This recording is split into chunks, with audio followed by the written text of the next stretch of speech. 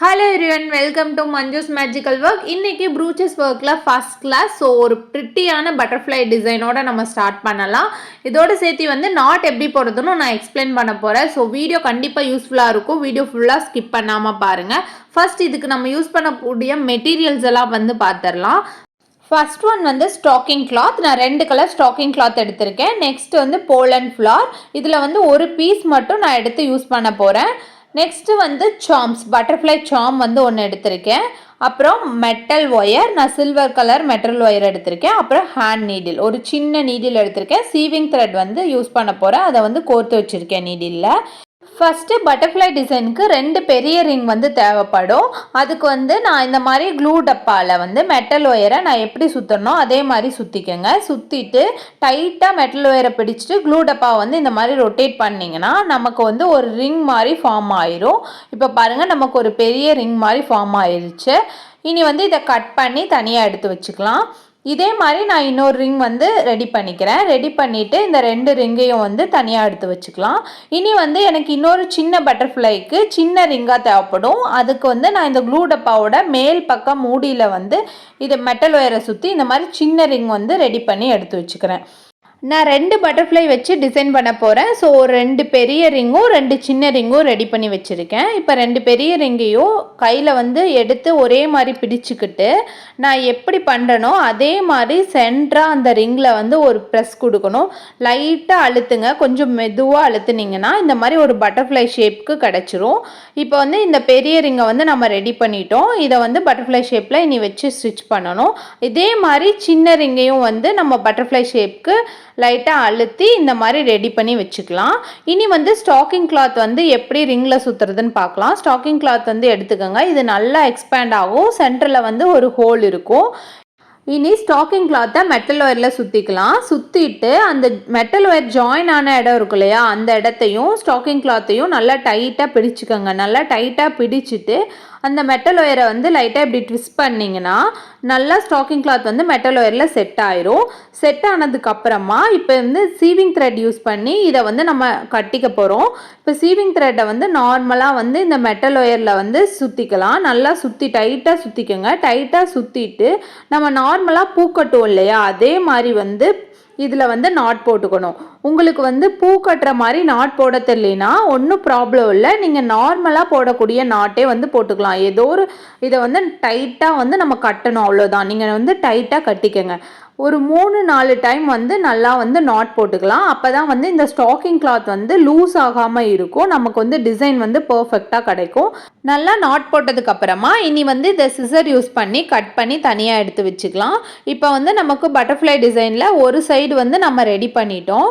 இனி அடுத்த சைடும் இதே மாதிரி நம்ம ரெடி பண்ணணும். இதே மாதிரி ஸ்டாக்கிங் கிளாத்தை அந்த மெட்டல் ஒயரில் சுற்றிட்டு நாட் போட்டு நம்ம சிசர் வச்சு கட் பண்ணி தனியாக எடுத்து வச்சுக்கணும். இப்போ நமக்கு பட்டர்ஃப்ளை டிசைனோட இன்னொரு சைடும் ரெடி ஆயிடுச்சு. இப்போ இந்த 2 சைடையும் வந்து இந்த மாதிரி வச்சு அட்டாச் பண்ணி ஸ்டிச் பண்ணி நம்ம பட்டர்ஃப்ளை டிசைன் வந்து ரெடி பண்ண போகிறோம். இன்னொரு பட்டர்ஃப்ளைக்காக நான் வந்து ப்ளூ கலர் ஸ்டாக்கிங் கிளாத் எடுத்திருக்கேன். அந்த சின்ன மெட்டல் ஒயர் வந்து ரெடி பண்ணி வச்சுருக்கோம் இல்லையா, அதில் வந்து இந்த ப்ளூ கலர் ஸ்டாக்கிங் கிளாத்தை வந்து சுற்றி நான் முன்னாடி பண்ண மாதிரியே இதையும் வந்து ரெடி பண்ணி எடுத்துக்க போகிறேன். நீங்கள் நாட் மட்டும் உங்களுக்கு இந்த மாதிரி போட தெரியலனா உங்களுக்கு எந்த மாதிரி வந்து கட்ட தெரியுதோ அந்த மாதிரி வந்து நீங்கள் டைட்டாக கட்டி ரெடி பண்ணி வச்சுக்கோங்க. இப்போ நம்ம 2 பட்டர்ஃப்ளைக்காக வந்து இந்த மெட்டல் ஒயரெல்லாம் வந்து ரெடி பண்ணி வச்சிட்டோம். இனி வந்து இதை ஸ்டிச் பண்ணணும். இதுக்கு வந்து இந்த மாதிரி சின்ன கை ஊசி எடுத்திருக்கேன். த்ரெட்டு கோர்த்துட்டு எண்டில் வந்து நாட் போட்டு வச்சுருக்கேன். இப்போ வந்து நம்ம ரெடி பண்ணி வச்சுருக்கிறத இந்த மாதிரி வச்சு தான் வந்து ஸ்டிச் போட போகிறோம். ஃபஸ்ட்டு ஒரு சைடு வந்து நம்ம ஸ்டிச் பண்ணிக்கலாம். கிளாத் மேலே வந்து நம்ம ரெடி பண்ணி வச்சுருக்க மெட்டல் ஒயரை வந்து ப்ளேஸ் பண்ணிவிட்டு நம்ம வந்து நான் எப்படி ஸ்டிச் போடுறனோ அதே மாதிரி நீங்களும் ஸ்டிச் போட்டுக்கோங்க. 2-3 ஸ்டிச் வந்து போடணும். அப்போ தான் வந்து அந்த மெட்டல் ஒயர் வந்து நமக்கு லூஸ் ஆகாமல் இருக்கும். நமக்கு வந்து பர்ஃபெக்டான டிசைன் கிடைக்கும். ஒரு சைடு வந்து 3 ஸ்டிச் போட்டதுக்கப்புறமா இன்னொரு சைடை வந்து அது கிட்டையே வச்சு அதே மாதிரி ஒரு 3 ஸ்டிச் வந்து போட்டுக்கோங்க. நான் எப்படி பண்ணுறனோ அதை நீங்கள் லிசன் பண்ணிங்கனாவே போதும். இனி வந்து போலன் ஃப்ளாரை வந்து இந்த மாதிரி மேலே வச்சுக்கலாம். ஒன்று மேலே ஒன்று கீழே இருக்க மாதிரி வச்சிங்கன்னா பார்க்க அழகாக இருக்கும். வச்சுட்டு இதையும் வந்து நீங்கள் ஒரு 2-3 ஸ்டிச் வந்து போட்டுக்கணும்.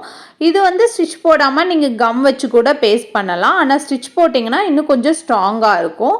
நீங்கள் போலன் ஃப்ளார் ஃபஸ்ட்டு வச்சுட்டு கூட இந்த நம்ம மெட்டல் ஒயர் வச்சு நம்ம ஸ்டிச் போட்டுக்கலாம்.